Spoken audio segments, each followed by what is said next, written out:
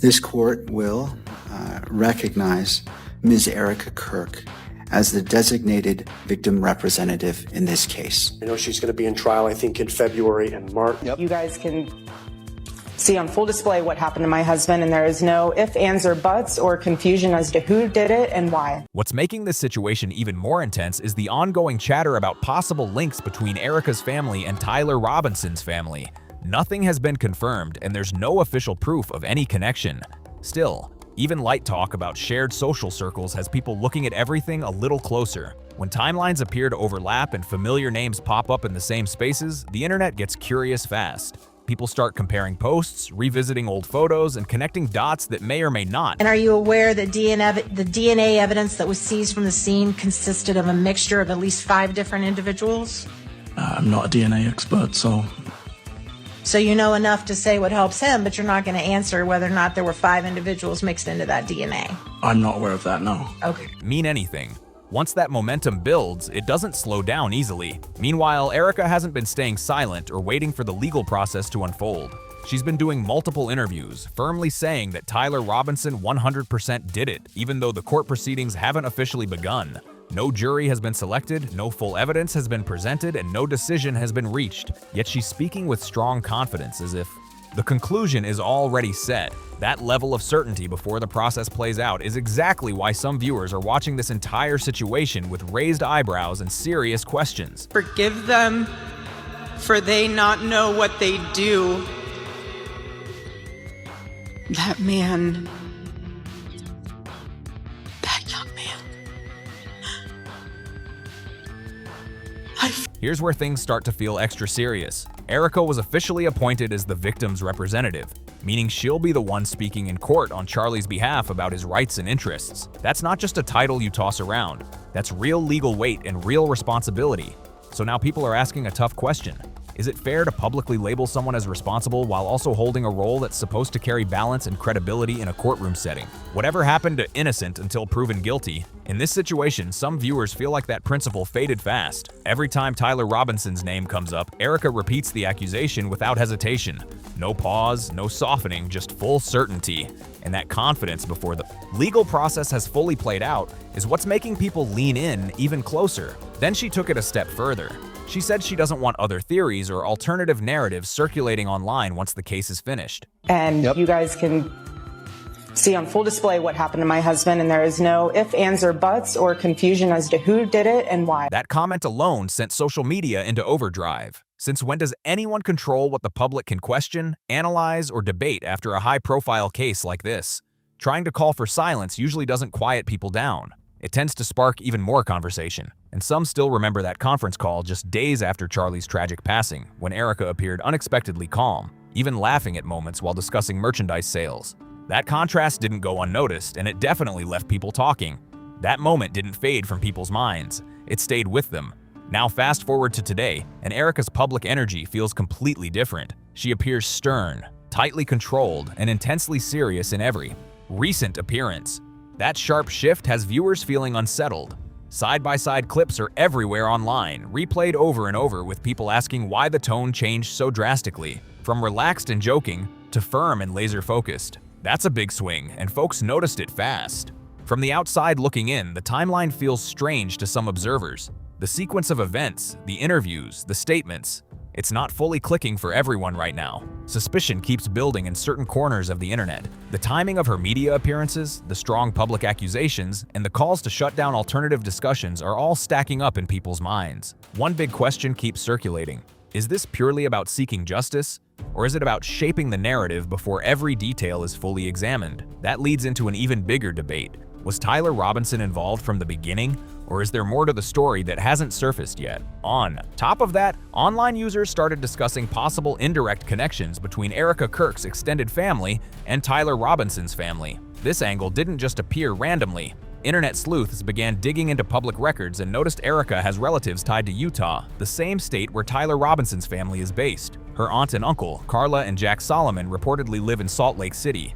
Now that detail is being looked at under a serious spotlight, even though no direct link has been officially confirmed. Carla reportedly owns an investment company based in Utah. The second that detail surfaced online, digital detectives went into overdrive. Screenshots started flying. Business filings were pulled up. Old social media posts were resurfaced. People were digging through everything they could find. Once that kind of information hits the timeline, the internet moves fast and doesn't wait for anyone. Now, this next part has not been officially confirmed, and it's important to say that clearly. These are online allegations, not verified findings. But even the claims themselves caused a major reaction. Some online users are suggesting It's really powerful because Charlie knew that you don't just talk about the youth, you talk to the youth. And he has put us in a position where this is such an authentic and true movement. I mean, case in point, you have high schoolers, some of them that are walking out for those Ice Out walks. Our students, instead of walking out, they're holding hands in a circle around the American flag praying. There is a huge juxtaposition between what we are providing for our students rather than the other side. And so it's really powerful. And Charlie, before he told the team, Andrew Cipher was in that meeting, our chief field officer, he said, I want a high school chapter on 35,000 high school campuses. And Andrew's like, it's so, so important. And I'm just honored and blessed that Charlie entrusted not just to me, but our whole entire Turning Point USA team to carry this mission forward. that Carla's investment company may have had past business dealings connected to Tyler Robinson's father, Matt Robinson. And that's where the narrative takes a dramatic turn, because Matt Robinson is reportedly linked to a construction company that handled work at the same location where Charlie tragically lost his life. According to posts and reports circulating online, just days after the incident at Utah Valley University, the specific area where Charlie's tent once stood was significantly altered. The original setup was removed, the ground was dug up, and the section was rebuilt with bricks and concrete pavers. Observers noticed that the scene didn't remain untouched. It was cleared and renovated quickly. Internet users have pointed to public business profiles and news. Mentions claiming Matt Robinson owns Precision Granite and Marble LLC. The major online allegation is that this same company was involved in the renovation of that site. That claim hasn't been officially confirmed, but it has definitely sparked intense discussion and a flood of serious questions across social media. Utah Valley University later confirmed they approved renovations to that section of the courtyard, stating it was done for safety updates and future memorial plans. That's the official explanation. But what keeps people talking is what wasn't said. The university declined to publicly name the company that carried out the work. And that silence, that's what keeps the speculation alive and moving. It didn't stop there. One user on X decided to go deeper and pulled public data from Google Trends. According to that post, there were reportedly over 100 searches for Precision Granite and Marble LLC coming from Israel in November 2021. Here's the detail that really grabbed attention. There has never been a registered company operating under that exact name in Israel. That unexpected data point lit up online forums fast. But we serve a just God. And I rest easy in knowing that He's sovereign, but He's just. And so let the Lord. People began asking why a Utah-based construction company would suddenly appear in overseas search traffic. Why then? Why there? Why at all? On their own, each detail might seem small, but when you stack together extended family ties, alleged business connections, a quickly renovated site, and unusual search patterns, some viewers feel like the timeline looks too aligned to brush off. Right now, people aren't claiming final answers. They're asking questions, comparing notes, and watching closely to see what unfolds next. People aren't backing off, they're pressing for clarity. Because when personal ties, reported business links, location changes, and strange patterns start overlapping, the questions don't quiet down. They get louder, way louder. So what does all of this actually suggest? Some online voices are floating the idea that Tyler Robinson's family and Erika Kirk's family could be indirectly connected in a way that feeds into what they're calling one large psychological operation. That's the theory making rounds online. It has not been proven, and not everyone buys into it. But even if you completely reject that angle, there's something else people keep pointing to. Erika's public behavior and her statements about Tyler have felt inconsistent to some viewers. Shifting tone, shifting posture, hard to fully read. Let's rewind, because this part is important. Just 2 days after Charlie's tragic passing, Erika publicly forgave Tyler Robinson. She said she trusted the Lord to bring justice and made it clear she was placing everything in God's hands. That moment spread quickly online. Supporters praised her faith, her strength, and what they saw as grace under intense pressure. Now fast forward to today, and the tone feels different. I want there to be no hesitation in understanding of what happened to my husband that day. I want there to always be full transparency, because what I don't want to have happen is for there not to be, and then I am relying then on social media and other news outlets to explain the narrative rather than saying, hey, this is what happened, this is what here's all of the, it's just as hard, all of the facts on the table for you guys to see, and you guys can see on full display what happened to my husband, and there is no ifs, ands, or buts or confusion as to who did it. Erika has filed a motion requesting a speedy trial, pushing for the case to move forward quickly. At the same time, she's appearing in repeated interviews, speaking with strong certainty about what she believes happened. That contrast is exactly what has people watching closely and asking where this next chapter is headed. And she's openly urging that Tyler be found guilty before the trial has fully played out. That contrast has a lot of people stopping mid-scroll and thinking twice. How do you move from public forgiveness and strong statements of faith to intense public pressure? How do you say you're leaving it in the Lord's hands, then turn around and push hard for a fast verdict while declaring guilt in nearly every appearance? That sharp shift is what's making viewers pause. The tone feels different, the energy feels different, and people are noticing it in real time. Then another detail surfaced that really caught attention. The attorney Erika chose to file the speedy trial motion is Jeffrey Neiman. That name rang a bell for many viewers because he previously represented Alex Acosta during the 2008 legal situation connected to Jeffrey Epstein. That was the plea agreement where Epstein accepted lesser state charges instead of facing federal ones that could have carried far more serious consequences.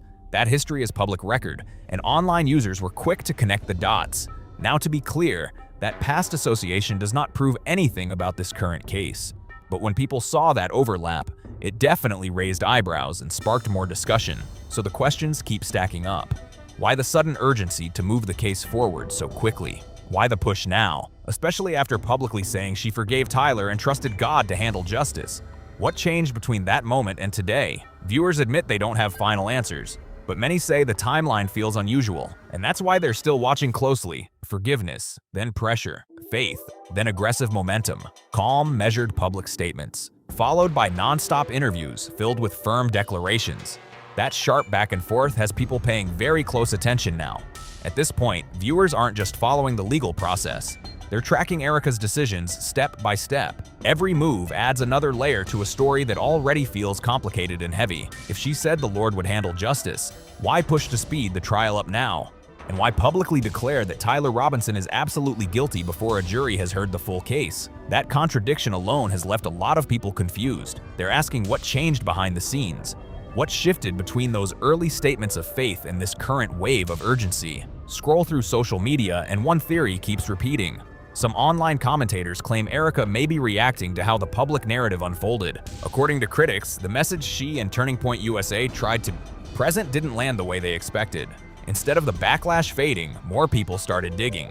That's the perception spreading across timelines. How is it that you go into young people and you convey to them the authenticity of what is happening in this country? What do you say to them? You can't explain authenticity. You either feel it or you don't. Charlie was very good about that. He never had to over-explain who he was. He was phenomenal on his daily show.